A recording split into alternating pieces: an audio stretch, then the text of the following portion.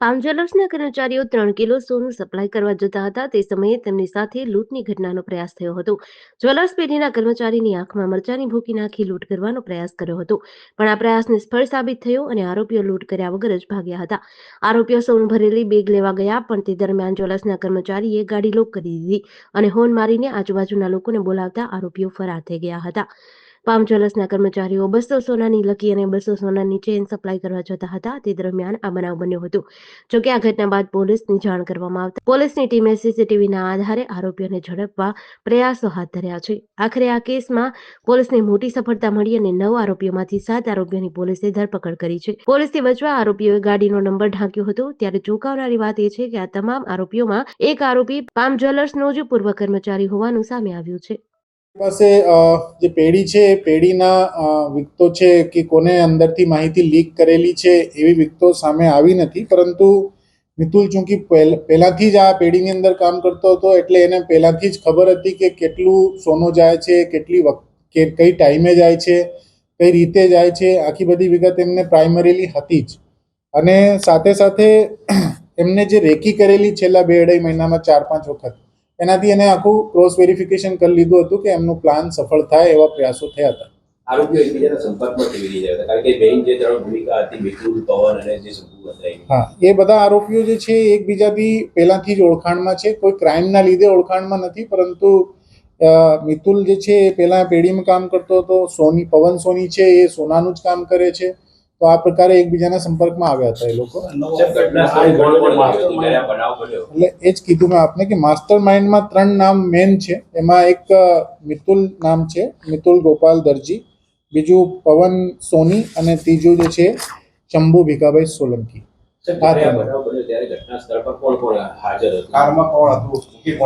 એમાં જે 5-7 લોકો છે, 7 લોકોમાંથી 5 લોકો એક મિતુલ જે છે એ પોતે જગ્યા ઉપર ગયો નથી. એને એકચ્યુઅલી ખબર હતી કેમ કે આખી રેકી કરવા દરમિયાન એ વારંવાર એ જગ્યા ઉપર જઈ આવેલો હતો, એટલે એને ખબર હતી કે મારી હાજરી પ્રસ્થાપિત થઈ જશે અને આખું પ્લાન એને સમજાવી દીધું હતું લોકોને. એટલા માટે જે લોકોએ બહારથી માણસો હાયર કરીને આ આખું કાવતરું કર્યું હતું. એમાં જે લોકોને બહારથી લાયા હતા આ લોકોને પણ 10 લાખ રૂપિયાનું લાલચ આપવામાં આવ્યું હતું કે એક કામ કરવા બદલ જે છે 10 લાખ રૂપિયા આપવામાં આવશે એ લોકોને. તો જે લોકો છે એ બધા નાની ઉંમરના જ છે. એક 24 વર્ષનું છે, એક બીજો જે છે અનિલ બાલકિશન પરિહાર એ પોતે 24 વર્ષનું છે, હિતેશ કલ્લુ જે છે એ પોતે 28 વર્ષનું છે, અને આ લોકોના 1-2 તો ગુનાહિત ઇતિહાસ પણ છે. પ્રત્યેક વ્યક્તિને 10 લાખ હતા કે ના, જે લોકો બહારથી લઈ આવવામાં આવ્યા હતા એ લોકોને 10 લાખ રૂપિયાનું લાલચ આપવામાં આવ્યું હતું. બાકી જે મેન આખું કાવતરું ઘડવામાં હતા એ લોકોની અલગ રીતેની પ્લાનિંગ હતી. એમાં મિતુલ જે મેં કીધું આ જગ્યા ઉપર ગયું નથી, અને એક સંગ્રામસિંહ ગરવરસિંહ રાઠોડ એ પણ પોતે જગ્યા ઉપર ગયું નથી. એટલે આ જે 7 લોકો છે એમાંથી આ પ્રમાણે આ 2 લોકો હાજર નહીં હતા તે વખતમાં.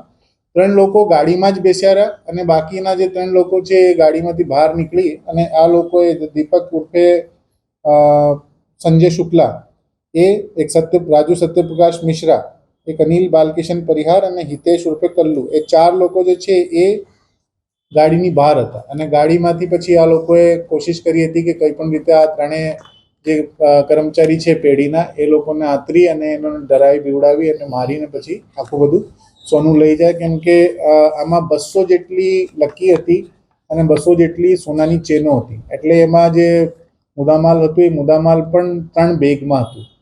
એટલે આ લઈ જવા માટે પણ માણસોની જરૂર તો હતી. એટલે 3 કિલો સોનાની પ્રમાણે એ લોકોએ 2,40,00,000 રખાઈ છે. નહીં, ગાડી આ નિશિત ઉર્ફે શંભુભાઈ ભીખાભાઈ સોલંકીએ વ્યવસ્થા કરી હતી. એ ખેડામાંથી આવે છે, ત્યાંથી લઈને આવ્યો હતો. નહીં, એમાં અત્યાર સુધી એવો કોઈ વસ્તુ ધ્યાન નહીં. જ્યારે એ લોકો આવ્યા છે ત્યારે સીસીટીવીમાં એ લોકોને ખબર છે કે સીસીટીવીમાં દેખાઈ જાય એટલે એક નંબર પ્લેટમાં તો આ લોકોએ સફેદ ચિઠ્ઠી ચોંટાડેલી જ હતી. સાથે સાથે ગાડીમાંથી જ્યાં સુધી સામેથી જે ફરિયાદી છે અને એમના જે સાથી કર્મચારી છે જ્યાં સુધી નીચે નહીં આવ્યા ત્યાં સુધી એ લોકો ગાડીમાંથી નીકળ્યા નહીં જાણી બુજીને. કેમ કે કોઈ પણ વ્યક્તિ પ્રશ્ન કરે કે અહીંયા શું કામ ઊભા છે, અહીંયા શું કામ બેસેલા છે, આ બધું પ્રશ્ન એના મગજમાં હતું જ, અને તે વખતનો ટાઈમ એવો જે છે એ ટાઈમમાં લોકો આવડ જવર થોડીક વધારે પડતી રહેતી. એ વસ્તુને ધ્યાને રાખીને આ લોકોએ કાળજી તો રાખી હતી. ક્યાંથી પકડાયા છે આરોપી? અલગ અલગ વિસ્તારમાંથી લાયા છીએ અમે. એક નિશિત જે છે એમને અમે ખેડાથી લાયા છીએ.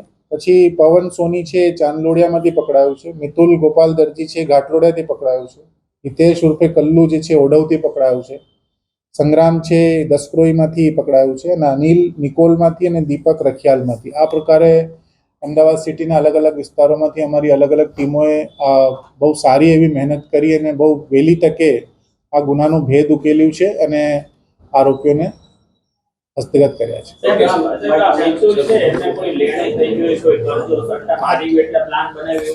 અત્યારે કોઈ વિગતે એવી સામે નહીં. આમાંથી સર કોઈ એજ્યુકેટેડ છે?